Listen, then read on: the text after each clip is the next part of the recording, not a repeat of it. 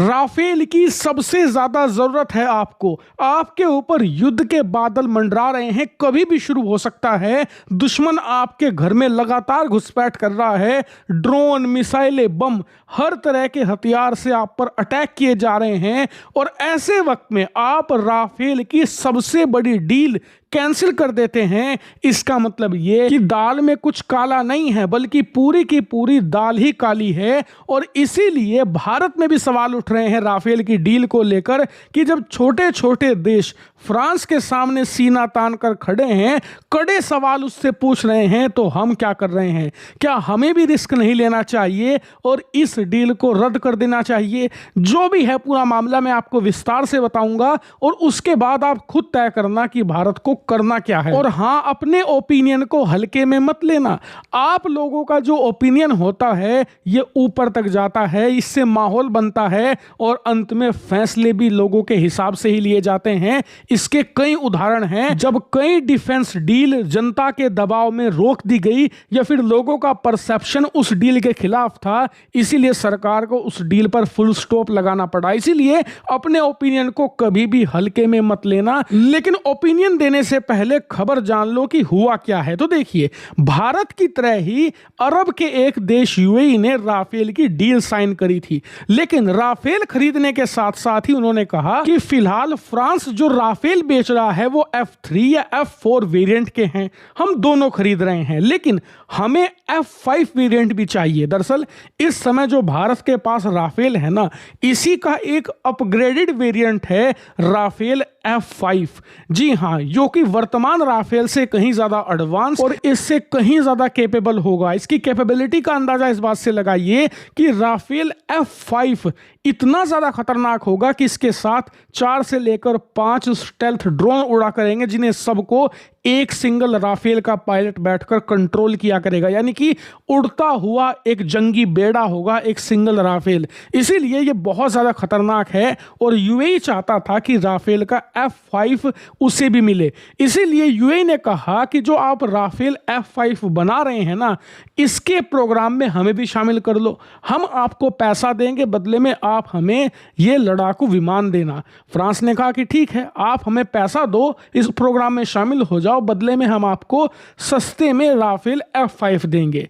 लेकिन यूएई नहीं माना। यूएई ने कहा कि हम आपको $3.5 बिलियन दे रहे हैं सिर्फ इसे बनाने के लिए। राफेल F5 में जो रिसर्च और डेवलपमेंट होगी उसमें $3.5 बिलियन का कंट्रीब्यूशन करने वाला था यूएई। जी हाँ, ये बहुत बड़ी रकम है, करीबन 35,500 करोड़ रुपए की भारतीय राशि बनती है। इतना ह्यूमंगस अमाउंट में उसे एक भी लड़ाकू विमान नहीं मिलने वाला था, बल्कि लड़ाकू विमान राफेल F5 खरीदने के लिए उसे $5 बिलियन और देने पड़ते फ्रांस को, तब राफेल F5 मिलता। ये तो प्योरली कंट्रीब्यूशन था, $3.5 बिलियन का इन्वेस्टमेंट था राफेल F5 में। इसलिए यूएई ने कहा कि बदले में हमें चाहिए होगी टेक्नोलॉजी, क्योंकि हम इस प्रोग्राम में शामिल हो रहे हैं। और टेक्नोलॉजी क्या क्या? सबसे पहले ब्लैक बॉक्स की टेक्नोलॉजी, मतलब कि जो कोर टेक्नोलॉजी होती है लड़ाकू विमान की, वो ब्लैक बॉक्स होता है, वो चाहिए।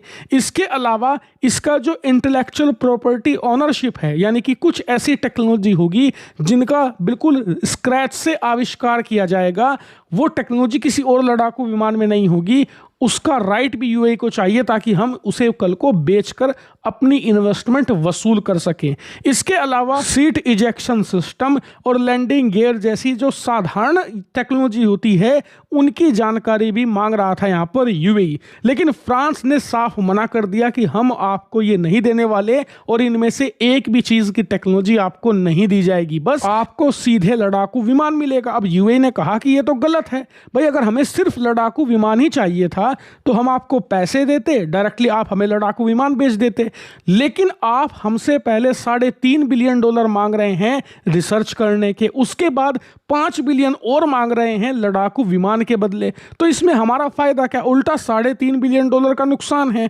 तो इसीलिए यूएई ने कहा कि ऐसा कीजिए, हम आपके प्रोग्राम में शामिल नहीं होंगे और ना ही आपका राफेल F5 खरीदेंगे। यह डील पूरी तरीके से रद्द कर दी गई है और इस वजह से फ्रांस को करीबन 80 से लेकर 85 हजार करोड़ रुपए का चूना लग चुका है। वहीं रिपोर्ट्स तो ये भी हैं कि यूएई को रिप्लेस करने के लिए इस समय फ्रांस कोई और ग्राहक ढूंढ रहा है जो उसके इस ट्रैप में फंसे और उसे फ्री के अंदर $3.5 बिलियन सौंप दे, जिससे कि वो अपने राफेल को अपग्रेड कर पाए, उसका नया राफेल F5 वेरिएंट बना सके।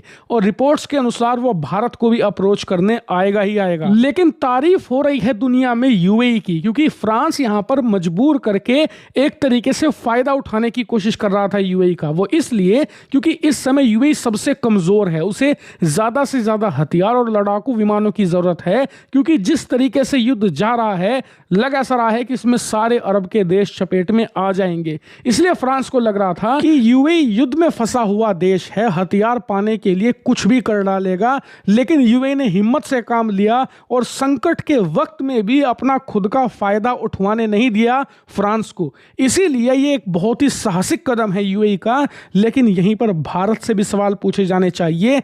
हम बहुत महंगी डील कर रहे हैं फ्रांस के साथ 114 राफेल लड़ाकू विमानों की।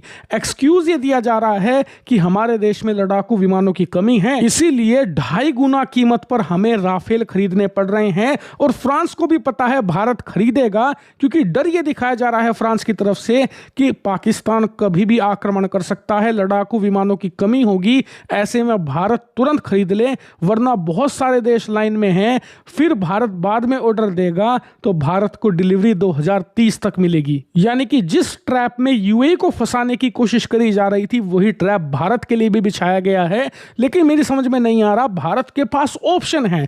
हम रूस का सुखोई Su-57 खरीद सकते हैं, जो कि चलो पूरी तरीके से स्टेल्थ ना भी हो, लेकिन फिर भी राफेल के मुकाबले तो कहीं ज्यादा स्टेल्थ है, कैपेबल भी बहुत ज्यादा है।